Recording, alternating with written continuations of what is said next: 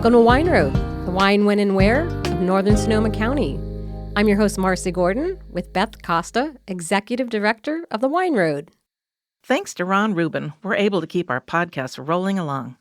The financial support of River Road Family Vineyards and Winery allows us to keep recording, keep sipping wine, and keep sharing stories with our listeners. Check out their website at riverroadvineyards.com and explore their Chardonnay, Pinot Noir, and Old Vine Zinfandel from the Russian River Valley, as well as a finely crafted Cabernet Sauvignon from the Alexander Valley. That's riverroadvineyards.com. And hey, thanks, Ron, for allowing us to make this show happen. Welcome to episode 195. Today, our guest is Tom Birdsall, and he's here to talk to us about the Artisan Cheese Festival.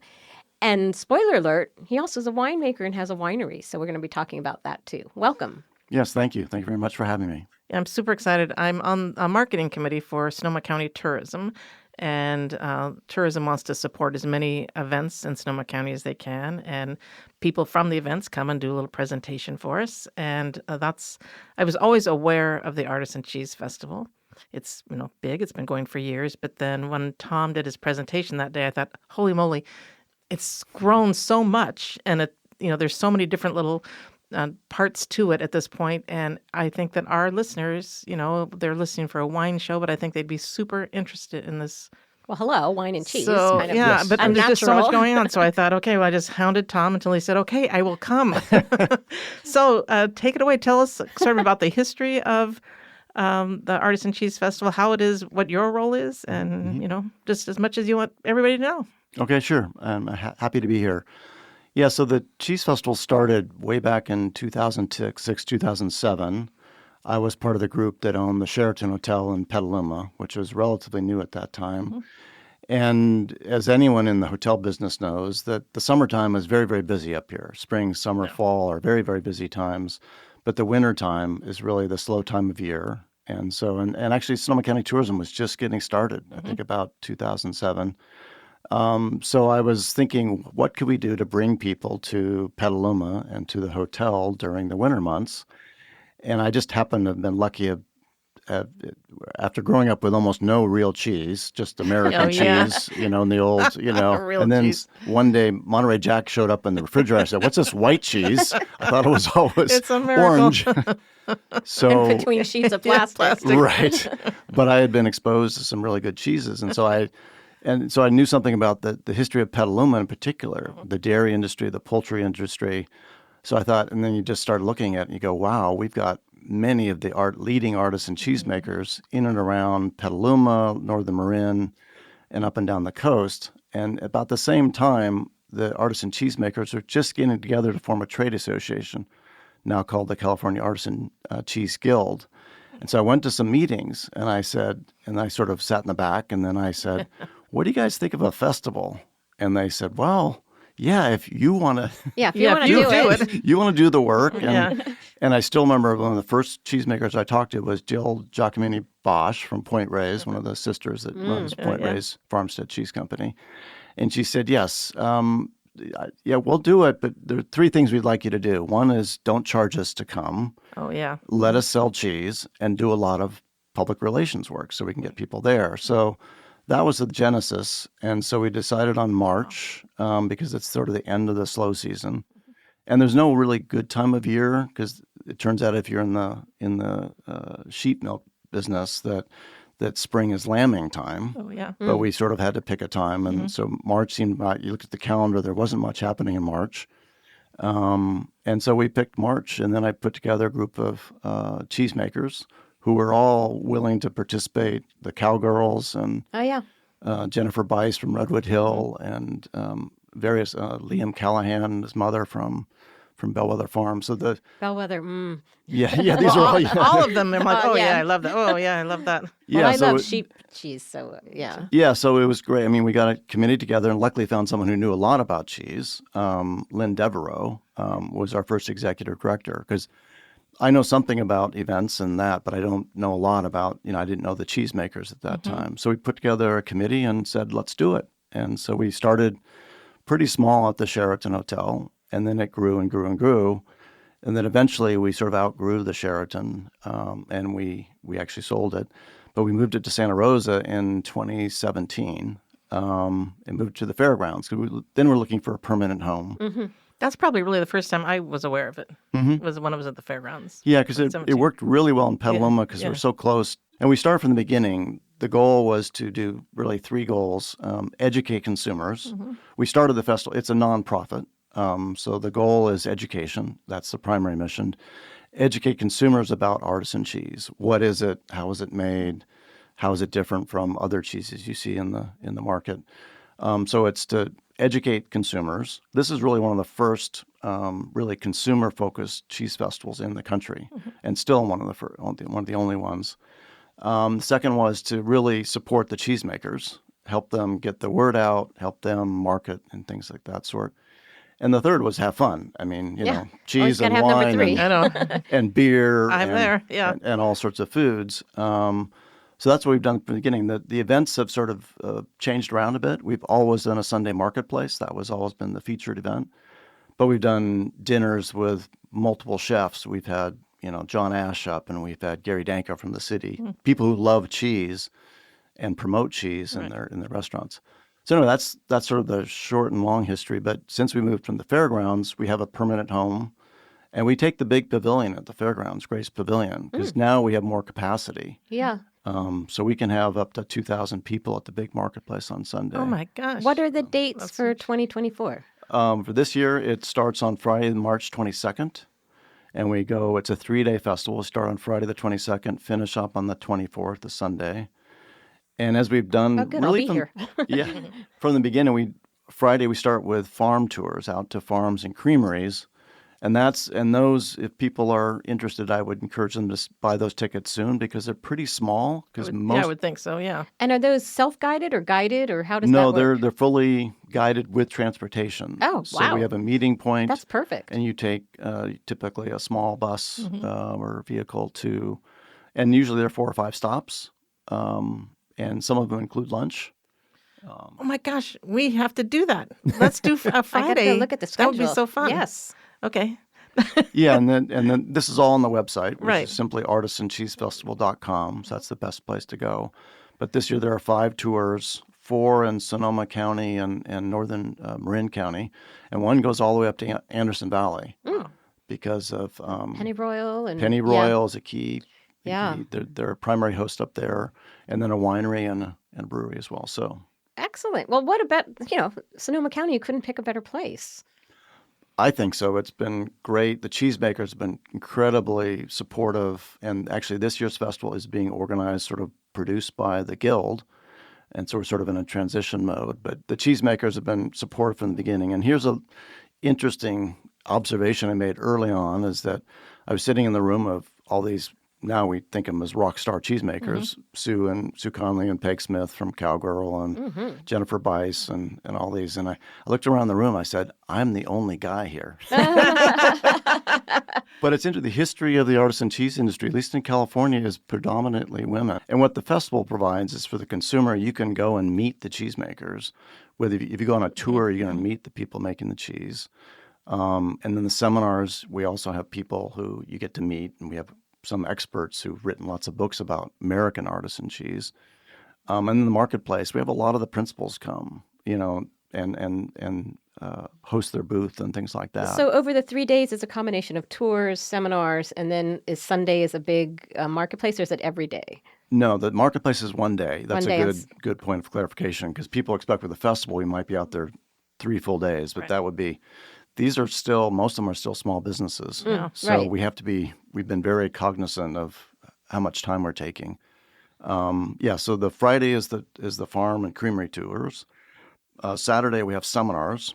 And then Saturday evening or late afternoon, we have what we now call, we started last year, a cheese crawl. Oh, cool. At the Barlow in Sebastopol, which is a nice venue. They've got that. They've got a cheesemaker there now. They do. Yeah. Cofields. Right. And last year we had spectacular weather for that day. It was a bright, sunny day. And so that's a cheese crawl where mimicking a pub crawl. Right, exactly. In this case, I think last year we had about 10 or 12 different locations. And you had a little map. The idea is we'd go from place to place, and each one featured a cheese paired up with a winery or a brewery or a restaurant.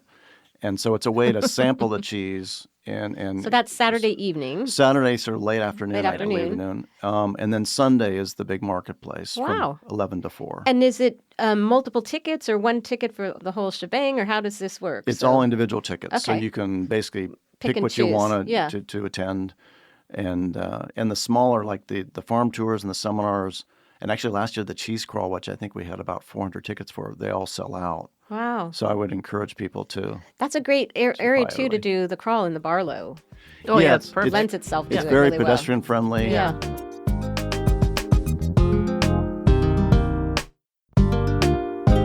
So how many purveyors are there, would you say? At the marketplace, we have over 100. Wow. Usually we try to get at least 20 cheesemakers. Yeah. And they're sampling. They both sample and they sell cheese. And I can tell you the prices are great at the marketplace because selling direct. Right. Yeah. But you have a chance to sample cheeses. Often we've had brand new cheesemakers there, sort of as their first chance to really be exposed to a bigger market. But we have cheesemakers. Then we have everything that goes with cheese. So we have beer and wine, but we don't. Unlike most festivals here, the wine is sort of in the That's beer. secondary. Yeah, sort of it's secondary. a cheese, right. But then there's breads and crackers yeah. and jams and All the accoutrements. all the accoutrements that go with them. I could bring my own cheese board. Bring a and- little board. Yeah. Yeah, well, and then we sell. I think we have people usually selling cheese boards. Yeah. and then we make sure you have a what do you call it? A bag that's insulated, or a yeah. tote yeah, bag that's perfect. insulated, a refrigerated ice Yeah, pack in it right. with a wine glass, and so you're fully equipped to go and This buy sounds cheese fabulous. and Yeah. sample beer and wine for. You've as thought much of as- everything. Well, it's evolved. Like I said, we started small, Yeah. and we've learned. Well, that's How the to way to make it go. better. Right. I mean, if you can get a couple thousand people there, that's pretty amazing. Right, we do cut it off. So we usually sell 1,500, 1,600 Yeah. tickets, and then there's vendors and volunteers. Right. That's the other thing. People can, if they want to volunteer, we rely on volunteers, and they typically get a free ticket to, I think, part of the marketplace, or we have to worry about shifts and covering Well, everything. yeah, right. But there are opportunities to volunteer on Friday and Saturday as well as Sunday. But I just put that out there because some people want to go. We've always tried to keep as a nonprofit, we're trying to keep our ticket prices very reasonable. So that people can participate. Look at that look on your face. I just You're am like, thinking, I so want to go. Like, really, when I heard you talking that day at the tourism, I thought, oh my gosh, how do I keep missing this? I think for the Wine Road, we have a huge barrel tasting event in March. And then after that, the rest of March, I don't do anything. So I'm like, oh, I should go this year. Yeah, I would. love all those cheese providers. Ugh.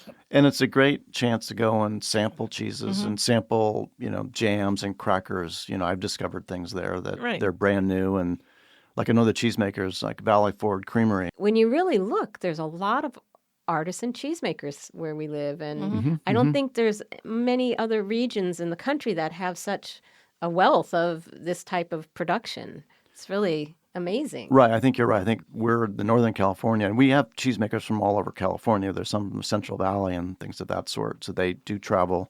We have one who always comes out from Utah.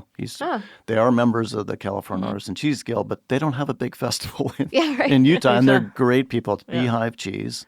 We're blessed because Rin French Cheese has been making cheese, I think, in the area for over 100 years. Oh my gosh, I went there one time.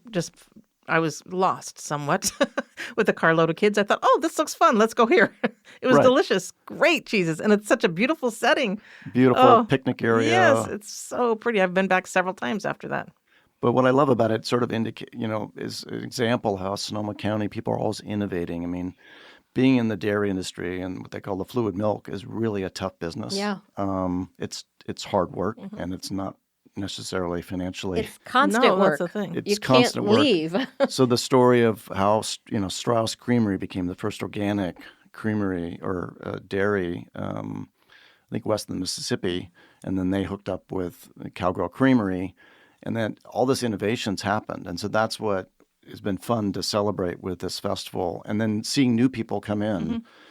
Karen, I think, is fourth or fifth generation with a dairy family. Wow. And I think she said her sons were like going to go away to college and not come back. Well, they're both back. They all say that. They all come back.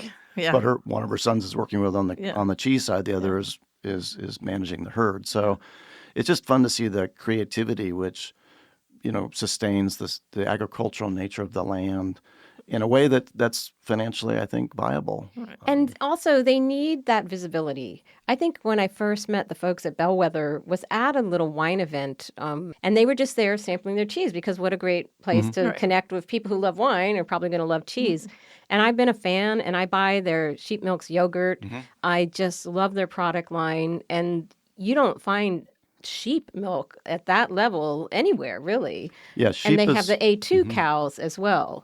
They make the A2, which is a different type of enzyme that makes a different type of milk that's better, not so much better for you, but if you're sensitive, it's a good thing to have. You're a cheese expert, it sounds like. Well, I mean, I'm She's not a food but expert and wine expert and I'm an eating expert. Right, travel right. expert. Well, I just pay attention to where I live, and there's so much going on here. Right. And it's similar to what happens in places in Europe. Like I remember being in France and being in a restaurant, having this wonderful cheese. And I think I remember asking, I don't speak French, but my wife does, and we asked, well, where's this cheese come from? And it was from, Pierre down the road. Right. He makes it every Tuesday. I thought you were going to say it was from California. No, but it's like, that's not going to be exported. You No. have to No. go to the Yeah. region to experience Right. that. Well, in France, there's often the cheese cart. Yes. After dinner, the first time I experienced that, it literally is a little wagon Right. with maybe 12 to 15 different cheeses that you have at the end of the meal. And you point and you get maybe 2 or 3. And it's just like this extravaganza of cheese on the cart. So much to know about cheese. Right. It's a fascinating topic. And that's what I would encourage people if they want to learn more is pick one of the seminars on Saturday. Because we have Laura Werlin, who's written 5 or 6 books about I have one of her books. Yeah, she's a wonderful presenter. So she's doing wine and cheese, and so is Tracy. I think it's Chepos, who's the executive chef for Kendall Jackson. She's doing wine and cheese. Janet Fletcher, I believe she's doing wine and beer or cheese and beer, which actually a great pairing because of the nature of beer. And then we have some other, how to build your own charcuterie board and things of that sort. So you can learn, because I've learned a lot from Laura in particular, because she's been part of the festival for a long time, serves on the board, pairing and being in the wine business, pairing white wine with cheese is straightforward. Pairing red wines with cheese is much trickier. Right. Yeah, when you nail it, you know. Right. It's a delicious learning experience. Yes. Just keep practicing. Right. It's time for our Fast Five. Who do we have on the line now? Hi, it's Craig with Colagrossi Wines. Craig, I love it. how are you? I'm doing well. How are you? What's your Fast Five recipe? Of course, it's got to be pasta carbonara. Oh, boy, that sounds great. It's gotta be. Yes, not so bad. We'd be very disappointed if it wasn't. 5 easy ingredients. Okay. We got your pasta, of course. Yep. A lot of people do spaghetti, but I like more the fettuccine Okay. Yes. or tagliatelle, something different. And then we have a couple of egg yolks, some Parmagiano, Yes. and pecorino cheeses, finely Yes. grated. Oh, And then the guanciale, a smoked pork cheeks. oh I'm that sorry, is what even just is that? so delicious. Okay. So, yes, a That guanciale. deep, deep flavor. Oh yes, so it's pancetta on steroids, I'd say. Okay. So we have a local pig farmer, Takanoco Farms, that takes all of our grapes and our stems away, feeds them to the pigs, and I get some guanciale back. What a deal. So Yes. you do find that just at the meat market, you find that where? Guanciale. Yeah, you could probably go Whole Foods or all the farmers markets. Okay.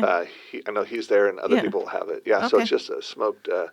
Or sometimes people make them a little spicy. That's a great way to describe it, pancetta on steroids, Yeah. because it's just like a oomph. It's so like much flavor. Yeah. Okay. So super easy recipe. While you got your water boiling for your pasta, put a little salt and olive oil in there, and then get a skillet going. Pretty high heat. Chop up the guanciale into small strips or little cubes, and let that brown. And then, meanwhile, in another bowl, put a couple of egg yolks together, and whip those up with some shredded Parmigiano and Pecorino. Get it nice and creamy, and then put the noodles. Strain the Oh, yeah, noodles. okay. Throw that into the pan. Slowly stir in the yolks and the cheese, and voila, you have a Wow. little carbonara. And you can salt and pepper it as you will. But That sounds so good. But I mean, that just sounds amazingly good, and that is So easy. so simple. oh, it just takes minutes to do. Yeah. It's fantastic. Yeah. So I'm built for comfort, not for speed, as you can see. So I love my pasta. That is good.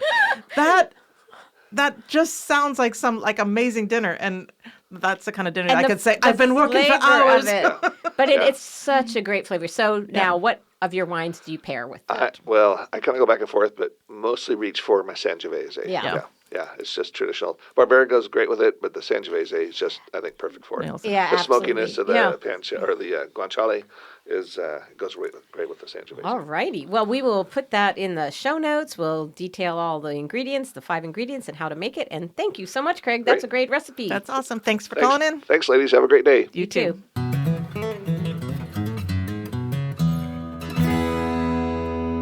I'm excited. So tickets, where do they find tickets for this? The best place, they're all online. So artisancheesefestival.com is the website, and there's a ticket tab there. You can go straight there and buy tickets online. And then the other thing is that we have an early entry, as is very common. For $90, you get an hour earlier, and you also get some bubbles when you walk in the door.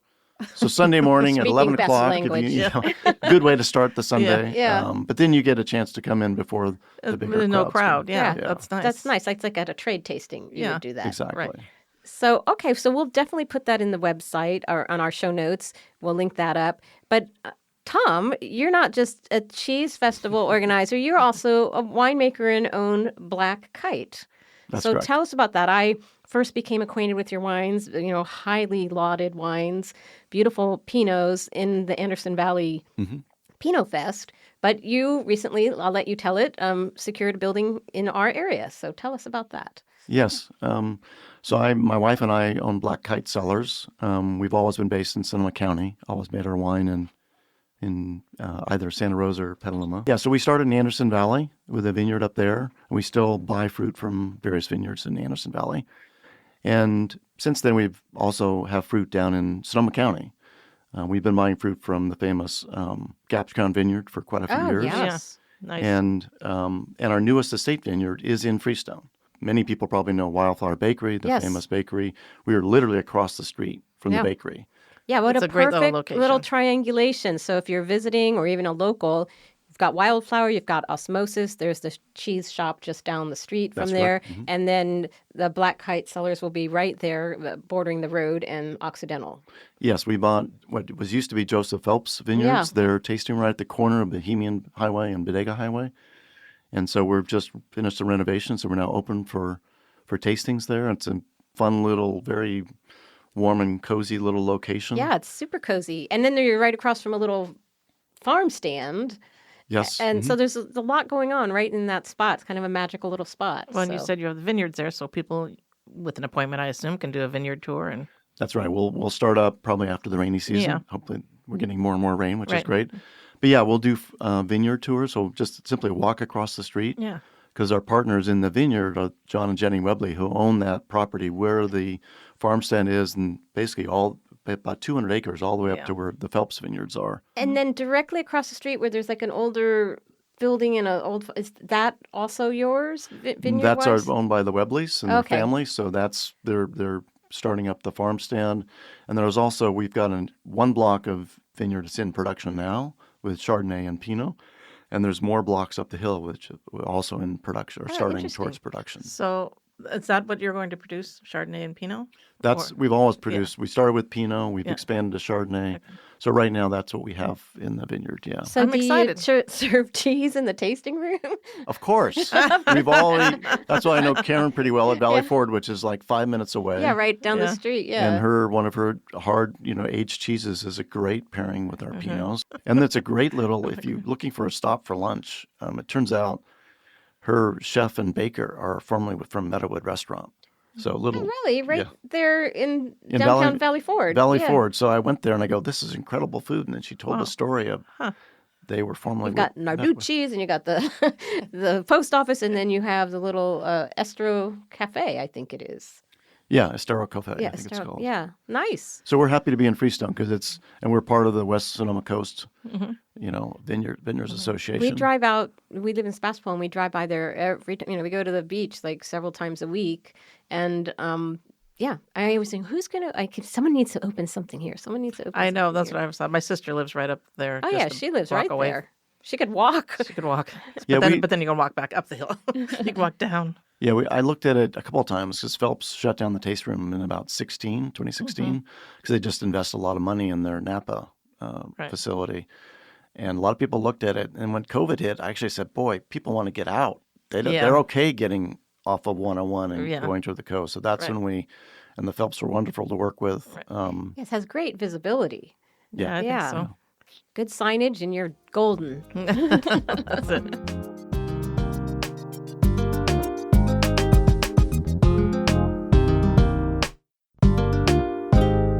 Okie doke. So I think that about wraps up. Oh, I should mention for the Wine Road, the first weekend in March is barrel tasting. So tickets are available at wineroad.com. Ticket sales end now in about 5 days. So there are no tickets at the door for barrel tasting. Check it out, wineroad.com. It's, once again, I'm flying without notes. Why do I always do that? I want to say it's the 47th year And for the barrel day tasting. you bring your notes, I'll fall know, off the chair. I know. So I think it's 47 years. Longest running wine event in the state. Wow. That's incredible. And then just a few weeks later, the Cheese Festival. I know. Kind of like tag team events here. I am going to be at the Cheese Festival this year, and I'm taking Marcy with me. Yeah. It's going to be a blast. we'll give you special media passes. I so don't you know can what to come do. and Like, I feel like I want to do the tour on well, let's Friday, look but then let's look we'll at the schedule. So once again, we'll put that in the show notes. Absolutely, check this out, locals, and mount your visit to Sonoma County. Plan to come. You know, what a great thing, great educational way to introduce yourself to this beautiful region. So Exactly. check it out. And thank you, Tom, so much. Oh, It was super great. I'm so glad you could be on the show. Yeah. I was persistent. Well, Beth, Or annoying. she pulled me aside and she goes, I was at the meeting and there's a man, he was talking about this cheese and it just sounded so good. I'm getting him on the show. well, it's great to be here. And I want to mention, since you're both local, that part of the tourism is that we actually attract people from all across the country for this Exactly. I'm festival. sure. Yeah. It's typically been about 25 different states. Because March here can be a little rainy, but it's usually pretty nice. And, Oh, it's but beautiful. Oh, compared yeah. to many People in parts, Chicago are happy to be here. Well, Right. Yeah. I think it's the most beautiful time of year because it's a soft light. It's the vineyards. Everything's just, Well, I it's just pretty. think There's it's pretty. mustards are in the vineyard Yeah. by March. It's a beautiful time of year. And yeah, our listeners are all over the country. So I know that people are going to be interested. so another reason to come to Sonoma County. And, Absolutely. Exactly. Like you need another reason, but we always need a reason. Anyway, well, thank you very much for All right. having me. I'm happy, and hopefully we'll see you guys, and, Yeah. and other people Absolutely. at the Cheese Festival. this All right. year. We'll see you on the wine road and the cheese trail too. Bye-bye.